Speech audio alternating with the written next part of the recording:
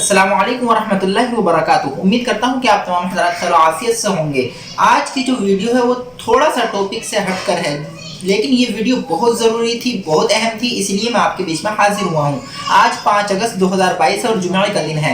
आपको बताता चलूँ कि यूट्यूब पर एक चैनल है रूह हयात सेंटर के नाम से, उस पर एक वीडियो अपलोड की गई है शिहाब चित्तौड़ के बारे में। जी हाँ, वही शिहाब चित्तौड़ जो कि हज करने के लिए केरला से मक्का तशरीफ़ लेकर जा रहे हैं, उनके बारे में उस वीडियो में नातिया शक्ल में उनको जाहिल कहा गया है।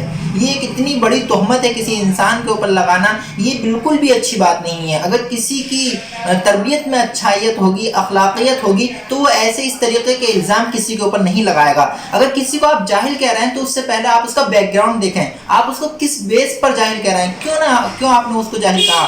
क्या आपने उलमा के फतवे को नहीं देखा? क्या आपने उलमा के कौलों को नहीं पढ़ा? क्या आपने जो फतवे आए हुए हैं शिहाब चित्तौड़ के बारे में उन्होंने नहीं पढ़ा?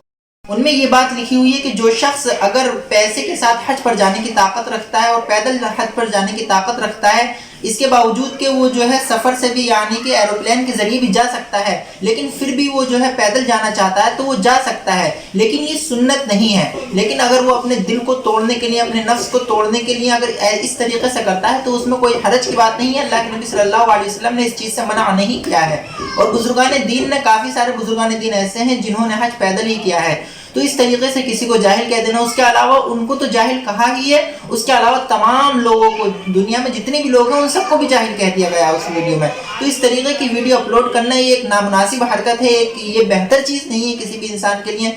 तो मैं उम्मीद करता हूँ कि ये मेरी वीडियो आप तमाम हज़रात तक पहुँची होगी, और ये मैसेज मैं चाहता हूँ कि रूह हयात सेंटर जो चैनल है वहाँ तक पहुँचे और उनको भी मालूम हो कि ये जो हमने हरकत की है, इस वीडियो को हमें डिलीट करना चाहिए, ताकि ये जो है हमारे लिए बेहतर रहे।